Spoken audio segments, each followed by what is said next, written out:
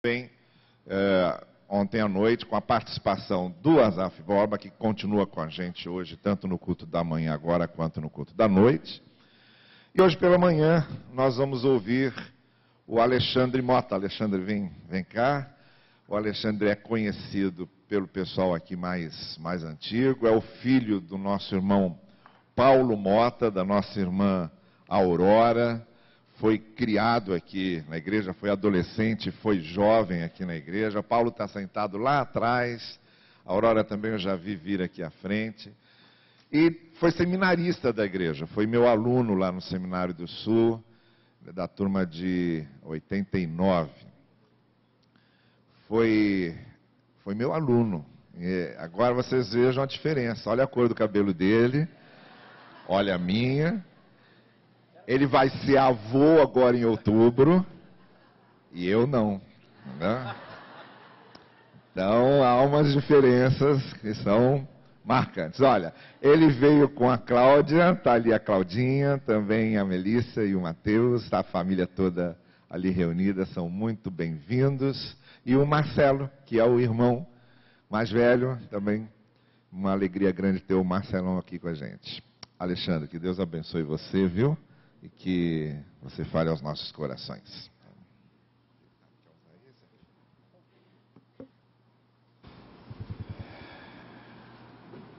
Vamos lá. É uma alegria, irmãos, tremenda estar aqui. É uma honra. Os irmãos não fazem ideia de como meu coração está pulsando forte nesse momento. É tremendo, é algo que não tem explicação, irmãos. Eu me sinto honrado triplamente por estar aqui. Porque, primeiramente, eu fui seminarista nessa igreja durante pelo menos 3 anos. Estive 1 ano fora, quando o pastor Wander me convidou para retornar. Ele estava indo para Moça Bonita e então retornei para assumir a liderança da juventude no lugar dele. É uma honra porque durante muitos anos eu fui ministrado pelo saudoso pastor Davi Malta, a quem devo muito no meu aprendizado, devo muito de tudo que eu aprendi na lide cristã. É uma honra também porque aqui é a igreja que meus pais congregam, que meus pais atuam. Então, para mim é uma honra estar pregando na igreja que meus pais são membros, e eu sei que eles são muito queridos no meio da igreja. E para mim também, irmãos, é uma honra assim tremenda e uma enorme responsabilidade poder pregar na igreja do pastor Novaes. Pastor Novaes, ele é uma referência na minha vida desde que eu era pequenininho.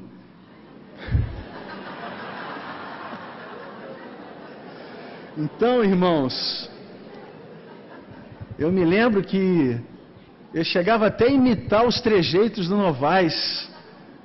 Novaes, eu acho que quando tinha 17 anos, ele fez uma série de conferências lá na igreja do meu avô, falecido pastor Valdomiro Mota. E eu me lembro que foi a maior série de conferências da história de Praça do Carmo. E eu era um dos primeiros na fila. E eu fui muito impactado pela vida do pastor Novaes. O pastor Novaes também, como paulistano bom que é, e eu morei durante um período com a minha família em São Paulo. Me lembro que Novaes uma vez almoçou conosco lá em casa. Ele me ajudou numa lição de inglês. Então são memórias que eu tenho do Novaes. E naturalmente como meu professor na escola dominical. Meu professor no Seminário Teológico do Sul do Brasil, em História do Cristianismo. Então para mim é uma honra enorme estar aqui, irmãos, e uma grande responsabilidade pregar na igreja de um dos maiores pregadores da denominação batista. Uma grande responsabilidade ter me convidado, Novaes. Espero que eu esteja à altura dessa oportunidade. Antes de começar a minha reflexão propriamente dita, irmãos, eu gostaria também de honrar em memória a vida do irmão Mário Márcio. Porque ele foi uma das pessoas que se tornou sensível à semente do ministério de homens. Uma das coisas que Deus tem feito na minha vida nos últimos tempos é o amor por esse trabalho, esse foco ministerial junto ao grupo de homens.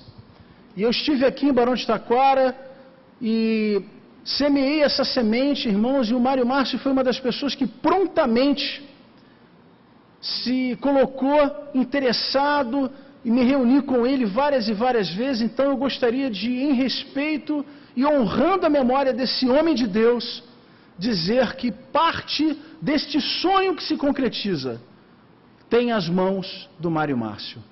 Eu gostaria também de honrá-lo nesta manhã, antes de iniciar a minha pregação. Vamos orar? Eu acho que eu vou trocar o meu microfone para poder ter um pouco mais de mobilidade durante a mensagem. Senhor, o nosso coração está alegre nesta manhã, porque hoje, ó Deus, é um sonho que se concretiza. É o primeiro congresso de homens da Igreja Batista de Barão da Taquara. Senhor, eu me coloco nas Tuas mãos para que o Senhor me use como instrumento, Pai. Para que o Senhor possa, nesta manhã, falar aos corações, não apenas dos homens, mas ao coração das mulheres, das esposas, das crianças. Que o Senhor possa falar ao coração de toda a igreja, Senhor, porque eu tenho certeza que há uma expectativa tremenda, primeiramente no teu coração, de que haja um despertamento espiritual na vida deste que está adormecido, que é o homem. Ao longo da história cristã, o homem tem deixado de lado, Senhor, aquela responsabilidade que o Senhor mesmo comissionou. E eu tenho certeza que este congresso, Senhor, antes de ser um congresso, é uma voz, ó Pai, a clamar para que o homem se desperte, para que o homem se levante, para assumir a sua posição de liderança espiritual na família, de liderança espiritual na igreja, para que a igreja se fortaleça e para que a família se fortaleça, porque os dias são maus.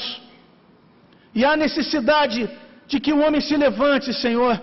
E eu tenho certeza que chegou o momento, chegou a hora desse despertamento, Senhor. Usa a minha vida, Pai, com singeleza nesta manhã. Usa a minha vida com simplicidade, Senhor. Usa a minha mensagem, Pai, para que haja um despertamento tremendo. E que, ó Deus, seja marcada na história desta igreja, Senhor, um novo tempo no ministério de homens desta igreja. Ouve a minha súplica, pois eu oro, Pai, na certeza de que o Senhor está conosco nesta manhã, e no nome de Jesus, e que todo o povo de Deus diga amém. Alô? Alô, alô? Alô, som. Amados irmãos, eu gostaria de compartilhar com a igreja nesta manhã, especialmente com os homens da Igreja Batista de Barão da Taquara, pois esse congresso, ele tem como foco os homens da igreja, hombridade. E quando a gente fala os homens, não se iludam, porque fundamentalmente a gente fala as mulheres. A gente também fala as crianças, porque quando a gente fala o líder espiritual da família, indiretamente a gente também está falando da família.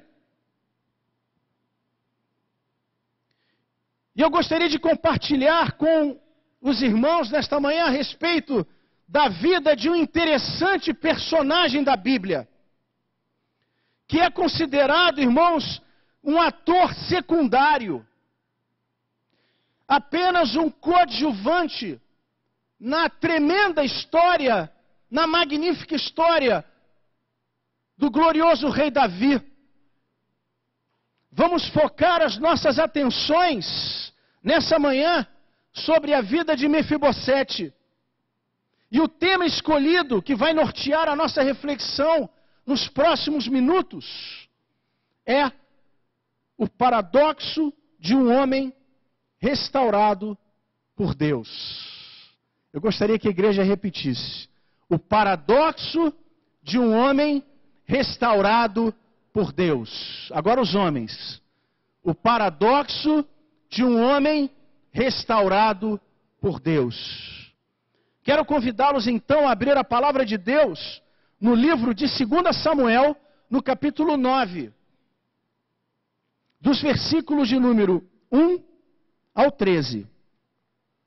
Para ganharmos tempo, irmãos, eu não farei a leitura textual, mas eu gostaria que a igreja mantivesse a Bíblia aberta nesse texto.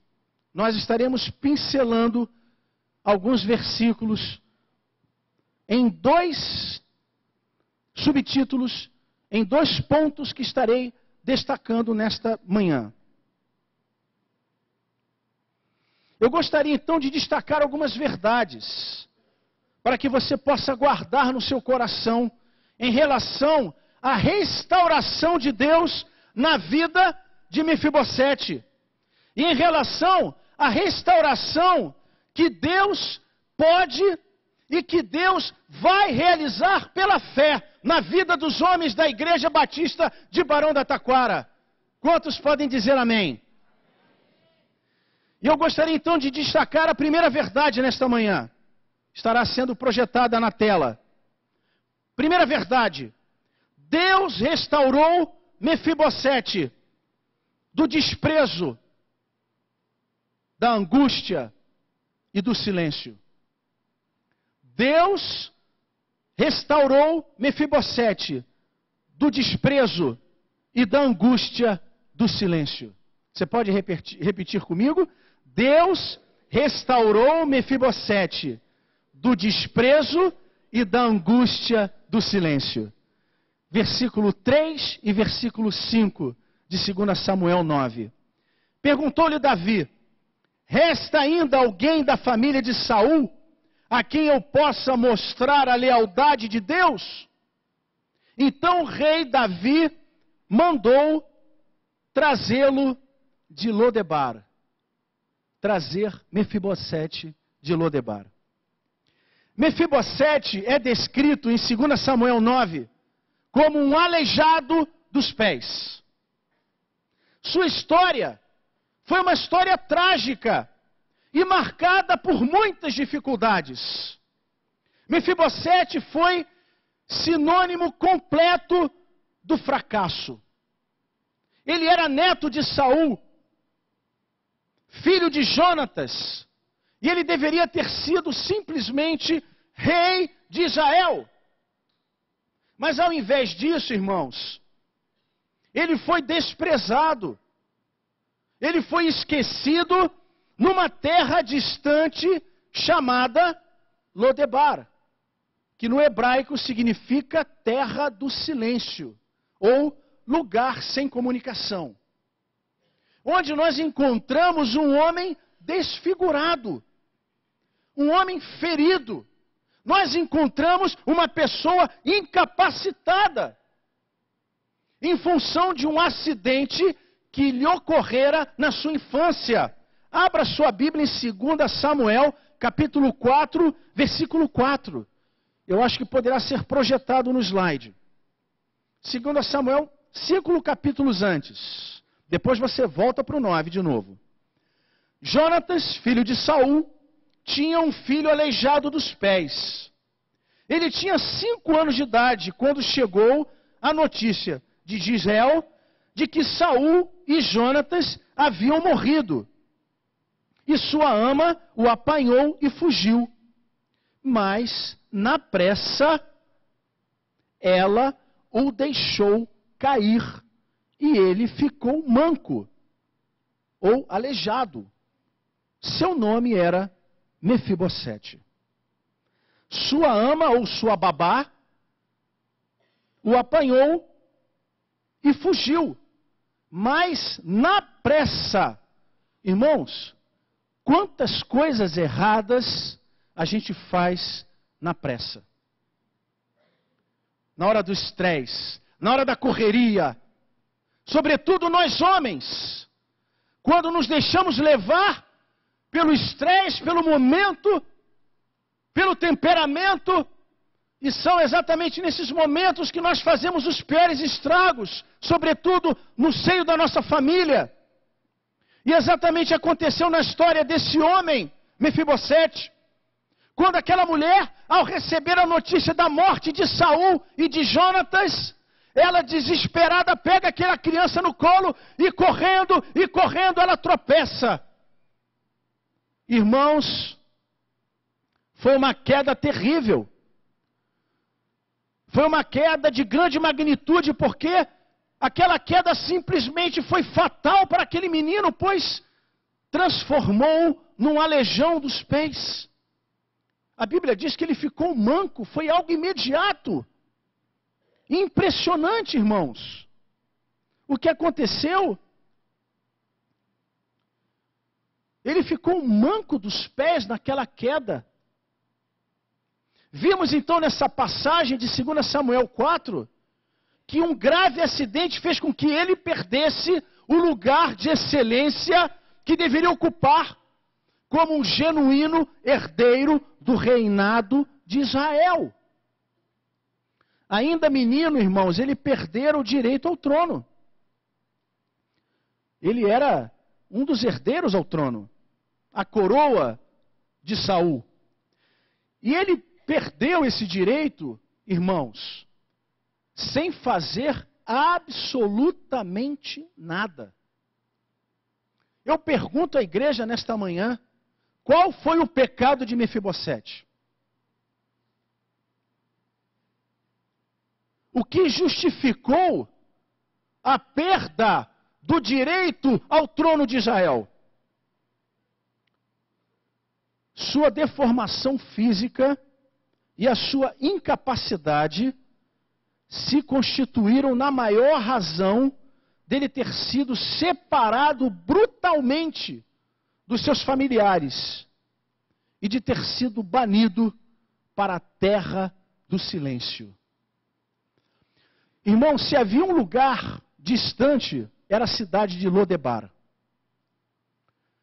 Lodebar ficava na periferia de Israel. Ficava depois da Vila dos Leprosos. Para os irmãos terem ideia de onde foi parar Mefibosete. É impressionante, irmãos, como as dificuldades na vida, as limitações, as lutas, podem roubar repentinamente a alegria ou o sucesso e nos aprisionar num lugar de silêncio, onde ninguém, absolutamente ninguém, pode ouvir as nossas vozes. A nossa voz de dor, a nossa voz de lamento. Talvez você esteja se perguntando nesta manhã, ou dizendo a si mesmo, eu não tenho empatia, e eu não me vejo numa situação igual, ou sequer parecida com a de Mefibosete. Mas eu quero te dizer que todos nós, homens, mulheres e crianças, nós temos sim algum tipo de deficiência dentro de nós, mesmo que escondida, as 7 chaves. E igualmente, sobretudo os homens, temos vivido de alguma forma em Lodebar. A dificuldade de Mefibosete, amada igreja, era física, era uma dificuldade visível aos olhos. Ele não podia andar, ele ficou manco dos pés. Mas eu quero te perguntar nesta manhã, qual a sua dificuldade, meu querido irmão? O que tem feito de você uma pessoa incomunicável? O que tem transformado você numa pessoa fechada? Numa pessoa introspectiva? Sobretudo, na sua família. A figura de Mefibosete é a descrição indireta de cada homem. Nós, homens, muitas das vezes, tentamos lidar desesperadamente com nossas deficiências internas, sem deixar ninguém saber o que acontece por dentro. Nós somos um reflexo de uma hombridade, de uma masculinidade construída de maneira distorcida. Quando nós fomos criados na nossa infância e ouvimos que criança não pode chorar. Homem não chora. Menino, cala a boca. A nossa masculinidade, irmãos, muitas das vezes, ela é criada numa distorção que cria homens imaturos, homens que são incapazes de lidar com seus sentimentos, não sabem se comunicar, não sabem se expressar de maneira adequada. E com isso, geram homens agressivos, homens que aumentam o tom de suas vozes, porque não foram treinados na sua infância da maneira adequada, a expressarem os seus sentimentos da maneira adequada.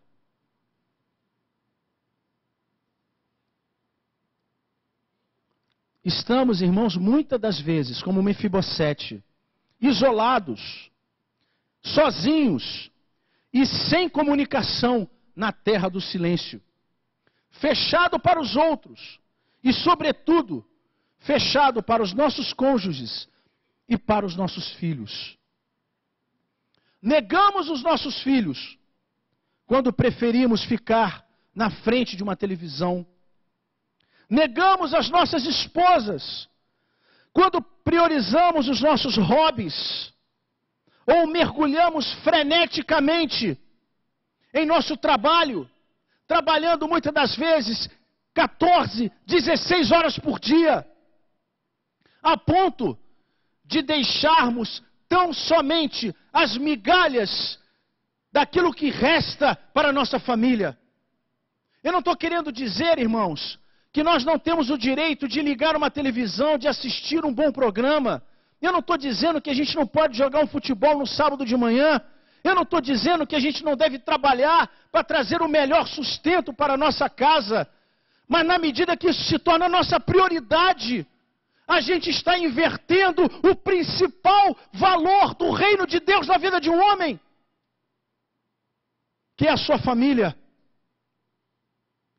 Nós fomos chamados por Deus para sermos sacerdotes da nossa casa. Deus nos levantou, irmãos, para sermos pastores dos nossos filhos, para sermos discipuladores da nossa família. Essa é a nossa prioridade número 1. E se não a temos exercido, é porque a nossa masculinidade cristã, a nossa hombridade cristã, ela não está semelhante a Cristo. Ela não está fundamentada na palavra de Deus. Porque essa pós-modernidade, ela tem trazido uma distorção na vida do homem. A revolução industrial tirou o homem que era artesão da casa para o trabalho, para a rua. E o homem até hoje não aprendeu que o seu palácio, que o seu verdadeiro reinado está dentro da sua casa. Há um versículo na Bíblia que eu gostaria que fosse exposto nesse momento, que tem me impactado profundamente, irmãos, no ministério de homens. 1 Timóteo 5:8. Mas se alguém não cuida dos seus, especialmente dos da sua família, olha o que diz a Bíblia, irmãos, tem negado a fé, e é pior do que o incrédulo. Mas se alguém não cuida dos seus, e especialmente dos da sua família, tem negado a fé, e é pior do que o incrédulo.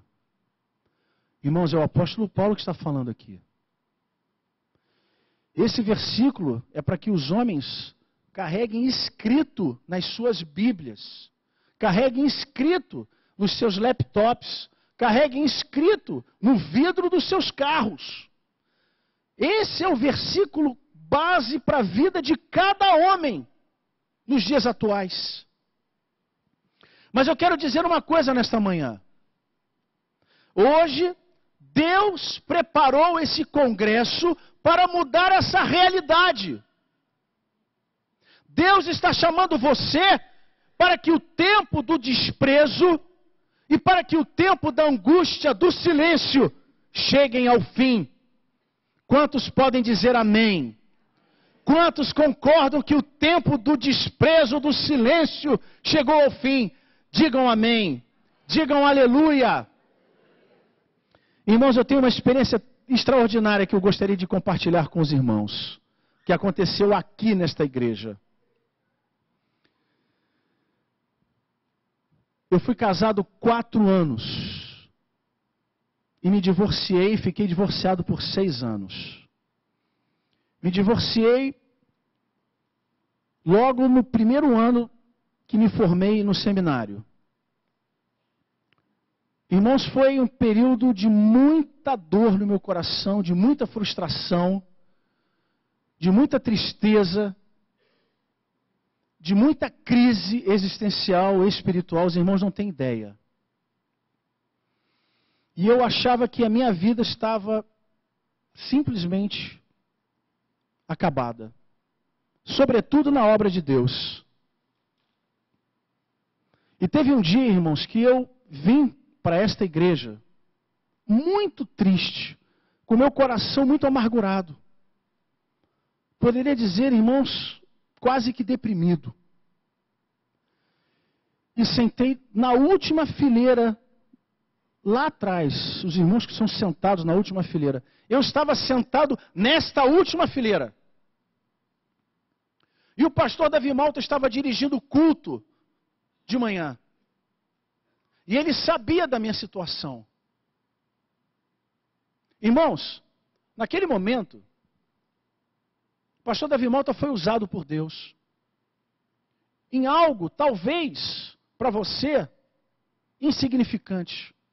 Mas que para mim, irmãos, teve um efeito extraordinário.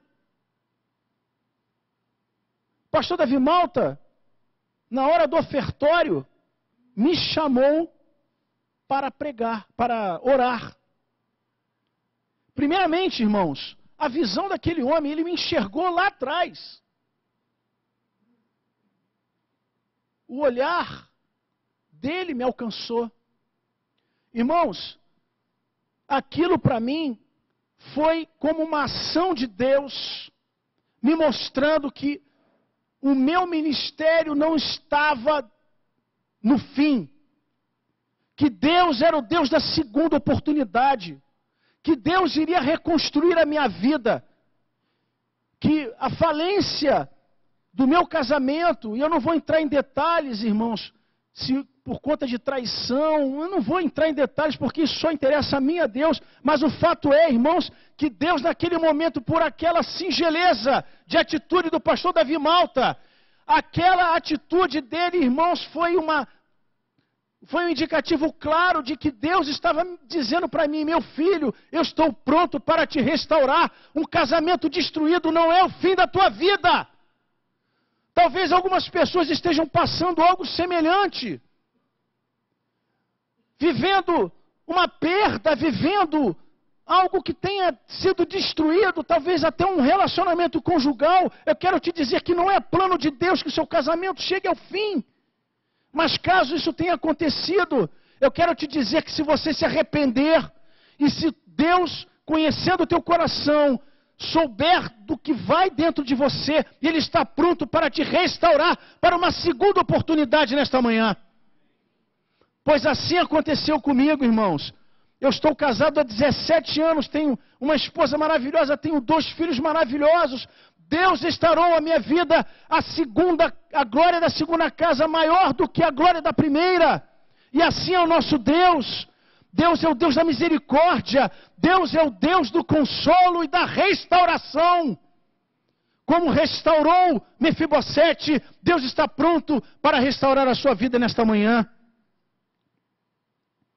Segundo ponto, irmãos, e último.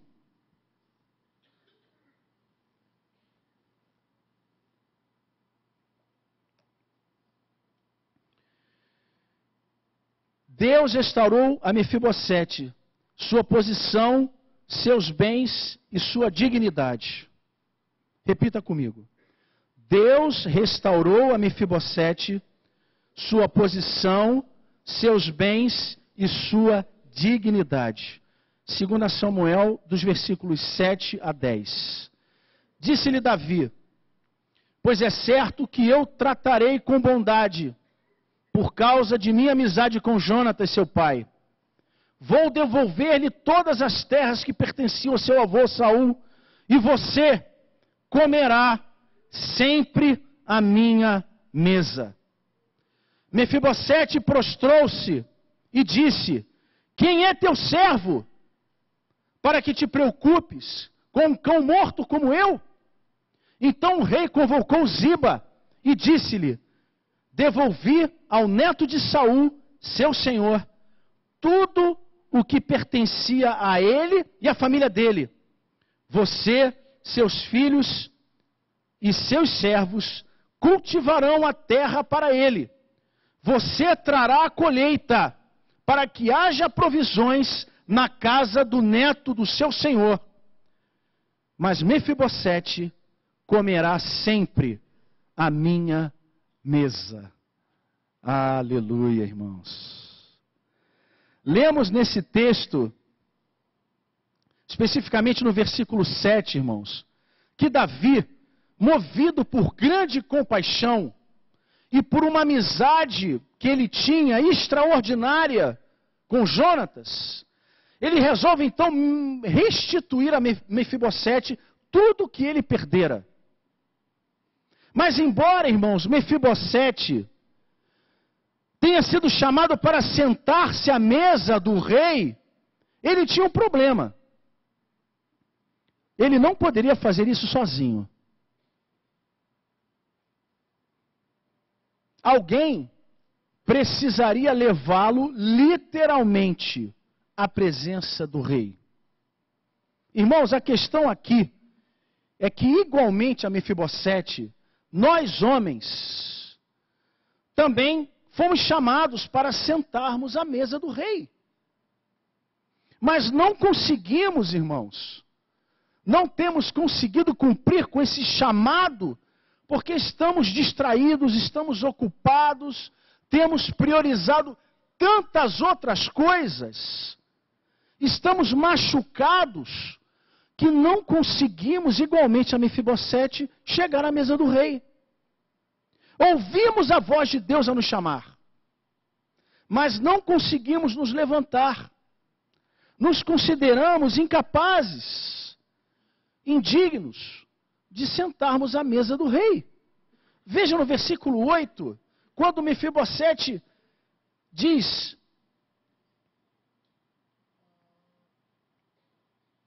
no versículo 8, quem é o teu servo, para que te preocupes com um cão morto como eu? Isso revela esse sentimento, irmãos. E aí aparece então no versículo 9 Ziba, que entra em cena como um instrumento de Deus para livrar Mefibosete do sofrimento, de não poder se locomover sozinho. Irmãos, são exatamente nos momentos difíceis da vida que Deus nos ampara. São nos momentos difíceis que Deus ele manda o socorro, ele manda pessoas, como no caso de Mefibosete, para fazer com que a gente consiga cumprir os planos que Deus tem sonhado para nós. Para Mefibosete, para que ele chegasse ao palácio, ele precisaria ser literalmente carregado, como uma criança de colo. E essa situação, irmãos, o confrontaria frontalmente com o seu passado. Porque da última vez que alguém o carregou no colo, ele tropeçou e ele ficou aleijado. Eu pergunto para você, homem de Barão de Taquara, se alguém também o deixou cair.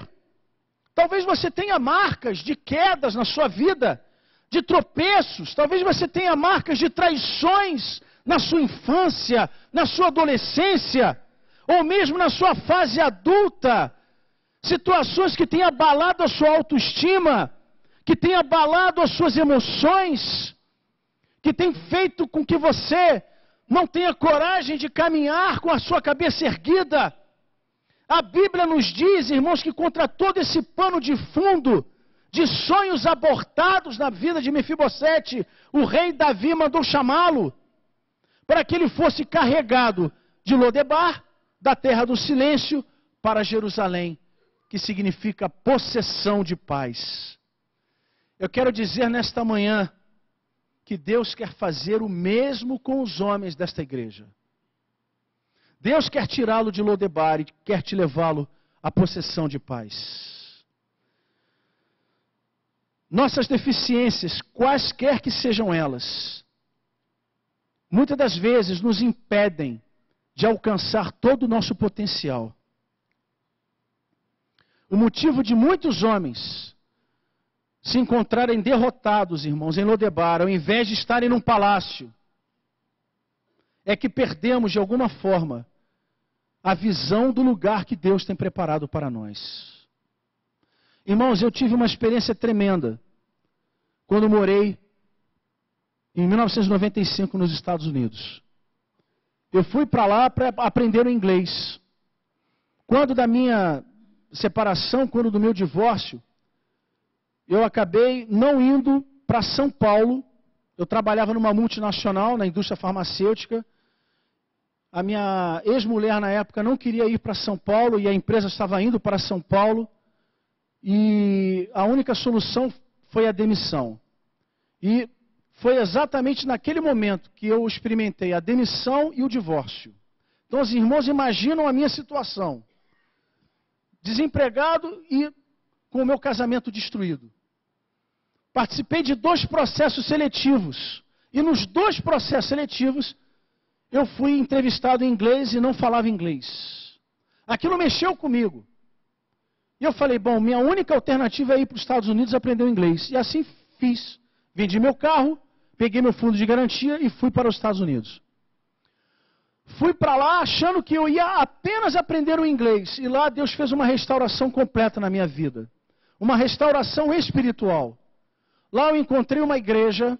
Lá Deus operou, irmãos, eu não tenho tempo para contar as experiências, irmãos. Foram experiências de cura interior. Porque eu aprendi uma coisa, você só pode reconstruir a sua vida se você estiver curado, sobretudo emocionalmente. Você só pode partir para um novo casamento se você estiver consertado por dentro. Como é que você vai poder construir um casamento da maneira certa se você está quebrado? E Deus fez uma obra de restauração na minha vida, lá naquela terra. Eu não tenho tempo para entrar em detalhes, irmãos. Nas madrugadas, eu lecionei no seminário bíblico, irmãos. Essa eu tenho que contar. A esposa do pastor descobriu que era neto do pastor Valdomiro Mota, descobriu que eu era formado em teologia. A igreja tinha um curso de teologia e me convidou para ser um dos professores. E a matéria da hora era ética cristã. Pois bem, eu aceitei prontamente. O primeiro grupo de assuntos: namoro, noivado, casamento, divórcio. Falei, ô Jesus, o Senhor apronta cada uma, como é que eu vou fazer? E aí aquilo foi mexendo comigo. Tratamento de Deus, irmãos. Tratamento de Deus. Tratamento de Deus. A minha primeira aula eu me lembro. Eu falei assim, irmãos, os irmãos estão acostumados com o testemunho de ex-prostituta, de ex-macumbeiro. Eu quero me apresentar aqui como ex-casado. E eu quero trazer experiência de alguém que teve seu casamento destruído. E eu vou trazer fundamentação de que tem autoridade prática para falar dos erros que os irmãos não têm que cometer. Irmãos, eu sei que Deus ali me deu criatividade. Mas, irmãos, foi o remédio que Deus encontrou para transformar a minha vida. Para encerrar, irmãos, porque o meu tempo está chegando ao fim. Eu não quero cansar a igreja. E também não quero apanhar do pastor Novaes depois que terminar minha mensagem. O cara é referência de homilética, eu não posso ultrapassar os 40 minutos que eu me comprometi com ele. E aí, irmãos, uma das visões que Deus me deu no meu retorno nos Estados Unidos, irmãos, depois de ter aprendido inglês, é que eu ia voltar empregado. Que eu, no avião, eu ia encontrar um empresário da indústria farmacêutica e que dentro do avião, no aeroporto, eu ia ser empregado. Foi essa visão que Deus tinha colocado no meu coração. E aí eu estava em São Francisco, fiz uma conexão até Los Angeles, ninguém sentou do meu lado. Falei, Jesus amado, Senhor, e agora? E aí, de Los Angeles até Rio de Janeiro, nada. Eu olhava para o lado, ia no banheiro, mudei de lugar. Falei, Jesus. Cheguei no Rio de Janeiro, um calor, irmãos, de 40 e tantos graus. E aí eu estava com saudade da minha filha que tinha ficado aqui, da Jéssica, estava com saudade dos meus pais. E eu crente que eu ia chegar no saguão do aeroporto, todo mundo me abraçando. Quando eu cheguei, cadê o pessoal? Não tinha ninguém. Papai e mamãe tinham esquecido de mim. Não, tem que eles esqueceram de mim? Na verdade, irmãos, não tinha celular naquela época. Aí eu fui no orelhão, peguei o telefone, liguei para casa. Sandra, cadê papai e mamãe? Sandra, Alexandre, teu pai mandou um funcionário dele, lá da Vialto, né, os irmãos aqui mais antigos lembram da Vialto, para ir adiantando e pegar as malas. E o cara olhou lá, disse que teu avião estava atrasado, teu pai e tua mãe acabaram de sair daqui. Falei, caramba, que beleza aí, né? Família Mota, sangue quente, já fiquei estressado, né? Aí eu falei, caramba, aí fiquei lá esperando, aí estou vendo um cara barbudo de óculos, assim, esquisito. Aí eu falei assim, esse cara deve ser o funcionário do meu pai. Eu falei assim, vem cá, você é funcionário do Paulo Mota? Ele, sou. Falei, cara, onde é que você viu que o meu avião estava atrasado? Já cheguei, né, marretando em cima do cara. Pois é, irmãos, fiquei 9 meses desempregado. E aí ficou aquela voz no meu coração. E a promessa? E a promessa? Deus é um Deus que restaura ou não? Deus é um Deus que cumpre ou não? Irmãos, 9 meses se passaram, pastor Novaes. E eu estava lá, um dia, visitando meu pai lá na Vialto. Quem estava lá para me receber? Aquele funcionário do meu pai. E aí eu comecei a bater um papo com o cara, nem o nome dele eu tinha perguntado. Itaboraí. Comecei a conversar com ele. Irmãos, em 5 minutos descobri que o sobrinho dele era da indústria farmacêutica, trabalhava na Novartis. Irmãos, em 15 dias eu estava de retorno para a indústria farmacêutica. Aquilo foi uma grande experiência na minha vida, irmãos. Primeiramente, mostrando que a minha visão estava focada da maneira errada. A promessa de Deus, irmãos, ela era verdadeira, mas a minha visão estava direcionada da maneira errada. Eu esperava um empresário, ele mandou um cara humilde, e eu não tive a humildade de enxergar isso. Às vezes, irmãos, a solução de Deus para restaurar a nossa vida, para restaurar o nosso casamento, ela vem de uma maneira que a gente não enxerga, porque a nossa visão está direcionada da maneira errada. Nós estamos priorizando coisas que não têm a ver com o reino de Deus. E como é que Deus vai fazer a obra se a nossa visão está direcionada na direção errada? Então, nesta manhã, irmãos, eu quero dizer que Deus estará tirando a venda dos olhos dos homens desta igreja. Da mesma forma que fez na vida de Mefibosete, e ele foi restaurado para sentar ao lado da mesa do rei Davi. Você está pronto para sentar-se ao lado da mesa do rei? O que tem impedido a sua vida para essa restauração? Eu quero concluir a minha mensagem dizendo que dentro de muito de nós, homens, ainda existem feridas que estão abertas, feridas que estão sangrando. E alguns, irmãos, fazem questão de carregar essas feridas. para sempre. Você não precisa carregar as suas feridas para sempre, irmãos. Jesus carregou as nossas culpas. Jesus se fez maldição por nós. Ele levou sobre si as nossas dores. Ele levou sobre si os nossos problemas. Ele levou sobre si as nossas culpas, as nossas mazelas. E Ele carregou e Ele cravou na cruz do Calvário, derramando o seu sangue para que nós fôssemos restaurados. Alguns problemas até podem continuar temporariamente conosco, mas nós não estaremos mais sozinhos, porque Ele estará nos carregando no colo, irmãos. Eis que estou convosco até a consumação dos séculos. Ele mandou Ziba, o rei Davi, para carregar Mefibosete no colo. Nesta manhã, Ele está enviando Jesus Cristo para carregar a sua vida e restaurá-lo por completo. Quantos creem nisso, digam amém. Eu gostaria que a equipe de música viesse aqui, que eu gostaria de fazer um apelo final. Queria que a igreja, nesse momento, curvasse a sua fronte. Meu apelo, ele tem 3 dimensões. Primeiramente, eu queria orar, eu queria apelar às mulheres. Quero fazer um apelo às mulheres. Quero fazer um apelo às esposas. Quero fazer um apelo às mães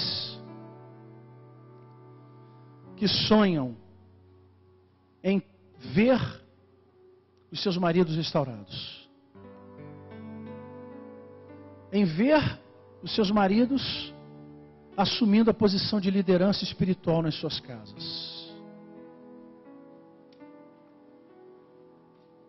Se existe alguém dentro de casa, na família, que espera pelo despertamento do homem, esse alguém são as mulheres.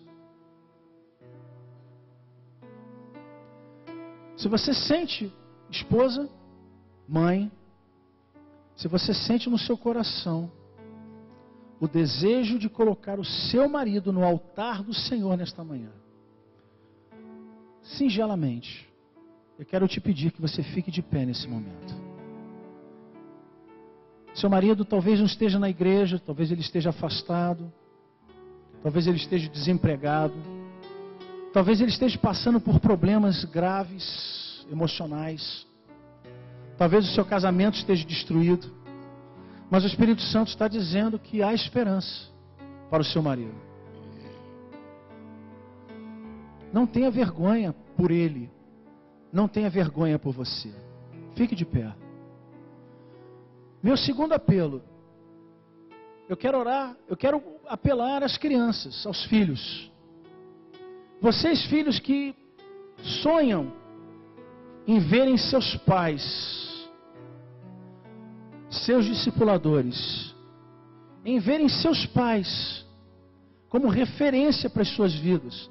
Vocês que querem que seus pais se despertem, que assumam a sua posição como pastores da sua casa. Se você quer ver o seu pai no altar do Senhor, eu quero que você fique de pé nesse momento. Filhos, fiquem de pé pela vida de seus pais. Há um versículo, uma estatística de um autor, de um pastor, de um teólogo chamado Pat Morley. Ele diz assim: quando uma mulher se desperta para o reino de Deus, 17% da família acompanha aquela mulher. Quando uma criança se desperta para o reino de Deus, 2% da família acompanha aquela criança. Mas quando um homem se desperta e se levanta para o reino de Deus, 93% da família acompanha. Agora eu quero orar pelos homens dessa igreja. Você está vendo a sua esposa de pé, você está vendo os seus filhos de pé. Agora eu quero convidar os homens desta igreja, que foram tocados por essa mensagem, para que venham aqui à frente. Se o Espírito Santo de Deus está tocando no seu coração, se você sentiu que essa mensagem ela foi para você. Se você está desejoso de uma restauração para a sua vida, se você tem percebido que você não tem cumprido com o seu papel, se você tem, sabe, se você veio para esse congresso na expectativa de um novo tempo na sua vida, eu não quero que você fique de pé, não, eu quero que você venha aqui à frente. E eu quero convidar as mulheres que ficaram de pé, os filhos que ficaram de pé, que venham também aqui à frente. Toda a igreja de pé nesse momento, a gente vai cantar um cântico. E os homens, que eu sei que são homens de coragem, se sentiram o toque de Deus. Não endureçam o seu coração, porque o tema da mensagem desta manhã versa sobre restauração.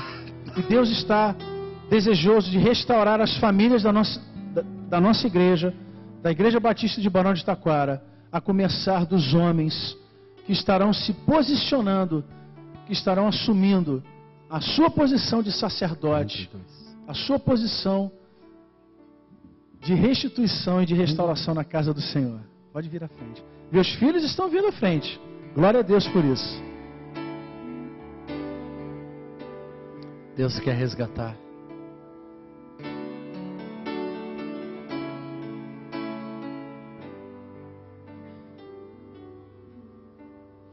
Deus quer resgatar tudo que se perdeu, a vida, a família, os sonhos, tudo que um dia Ele me deu, mais do que prata ou ouro, preciso da sua unção para resgatar meu tesouro e ali pôr o meu coração. Pois onde está o meu